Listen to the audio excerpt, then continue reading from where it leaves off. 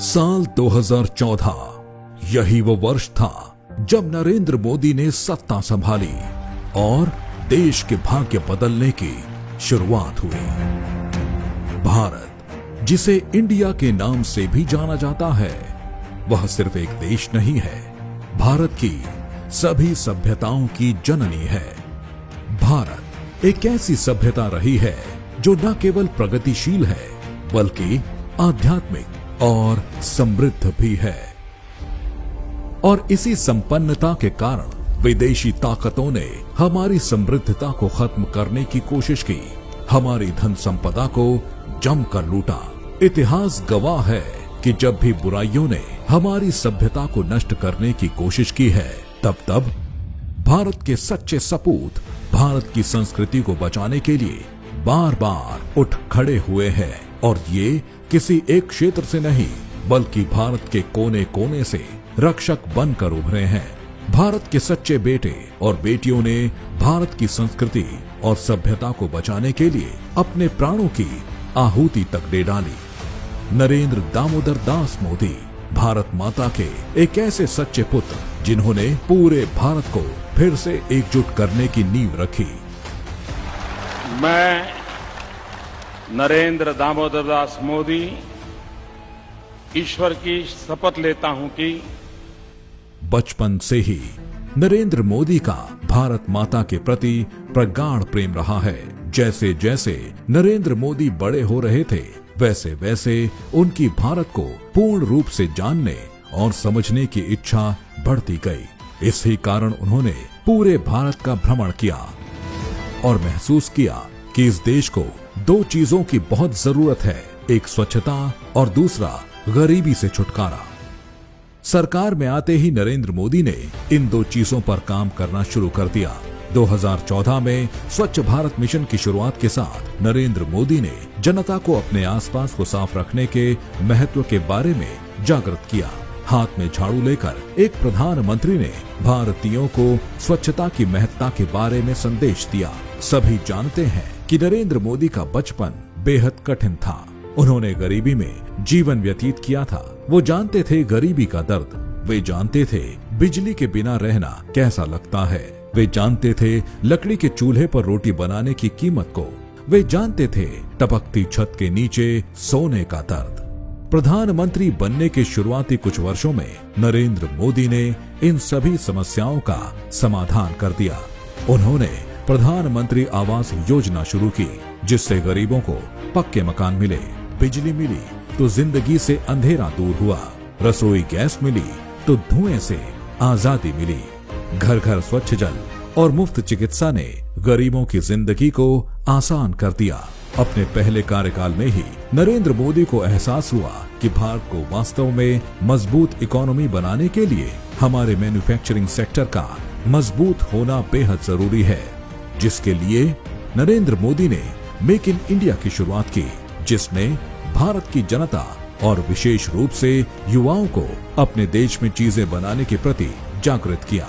नरेंद्र मोदी ने साफ कर दिया था कि भारत अब पूरी तरह से आत्मनिर्भर होगा और न केवल आत्मनिर्भर बल्कि बाकी दुनिया को निर्यात करने में भी सक्षम होगा।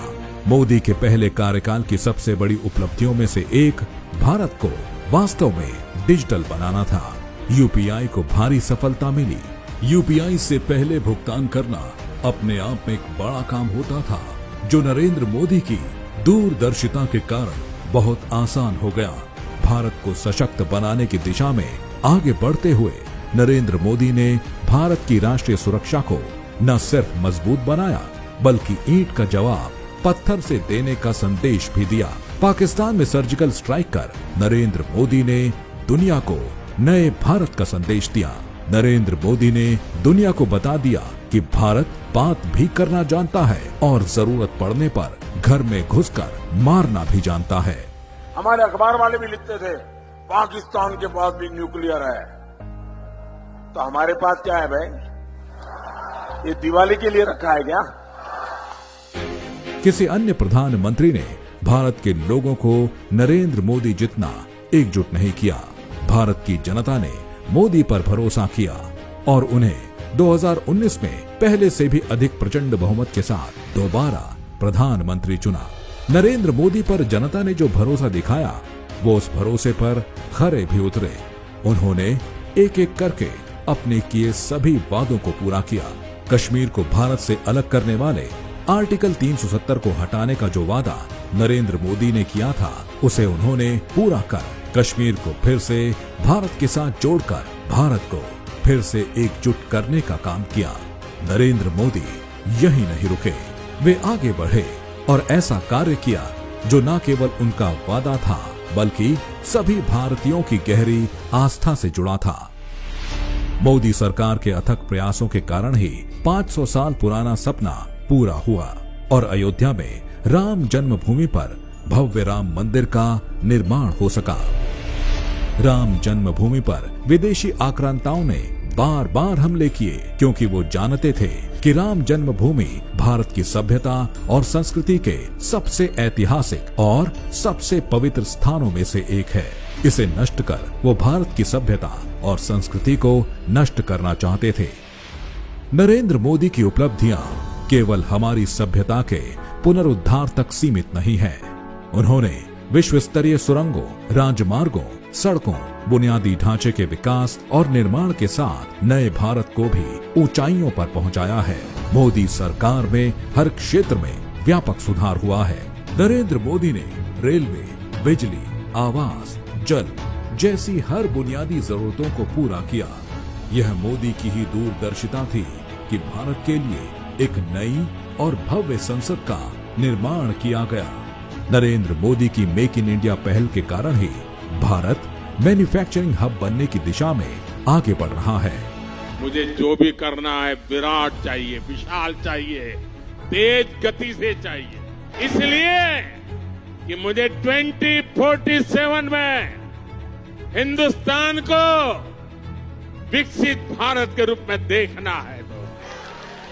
अपने पहले कार्यकाल में नरेंद्र मोदी ने विपक्ष द्वारा देश में की गई सारी गंदगी साफ कर अपने दूसरे कार्यकाल में एक गहरी नींद में सोई सभ्यता को पुनर्जीवित करने का कार्य किया।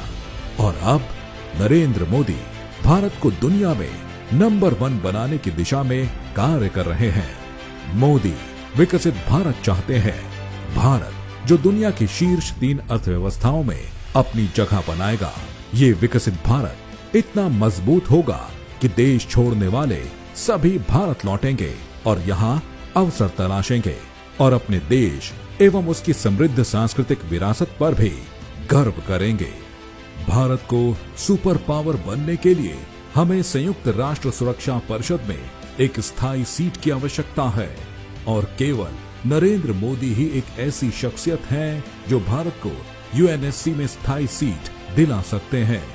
नरेंद्र मोदी का विजन है कि आधुनिकता और परंपरा साथ चले। भारत में बुलेट ट्रेन भी हो और भव्य मंदिर भी। इस विकसित भारत में समाज के हर वर्ग के प्रत्येक भारतीय के पास सभी सुविधाएं होंगी, चाहे वो घर हो, खाना हो, गैस हो, शौचालय हो, बिजली हो, इंटरनेट हो, साफ पानी हो। नरेंद्र मोदी वास्तव में नए भारत या यूं कहे कि विकसित भारत के निर्माता हैं।